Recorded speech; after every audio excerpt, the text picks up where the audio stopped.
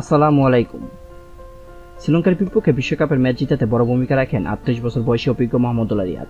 সবাই যখন ব্যাট হাতে ব্যর্থ হয়ে দলকে চাপে ফেলে চলে যান, তখন এই বুড়ো মাহমুদুল্লাহ ম্যাচ জিতান। মাহমুদুল্লাহর হাত ধরে বিশ্বকাপের প্রথম ম্যাচে জয় দিয়ে শুরু করলো বাংলাদেশ। ম্যাচ জিততে মাহমুদুল্লাহকে দৌড়ে এসে মাঠের মধ্যে বুকে জড়িয়ে নেন কোচ হাতুরু সিং। অথচ এই হাতুরু সিং এর জন্য ২০২২ টি-20 বিশ্বকাপটি খেলা হয়নি মাহমুদুল্লাহ। সেই সময় বিসিবি ও হাতুরুর পক্ষ নিয়ে কথা বলেন। বাজে পারফর্ম ও বয়স হয়ে গিয়েছে এই বলে তাকে দল থেকে বাদ দিয়ে দেওয়া হয় সেই টি-20 বিশ্বকাপে। অথচ মাহমুদুল্লাহ কিন্তু সেই বিশ্বকাপে ভালো পারফর্মেই ছিলেন, কিন্তু ক্রিকেট মাঠে আলোড়ন সৃষ্টি করে তাকে বাদ দেওয়া হয় দল থেকে।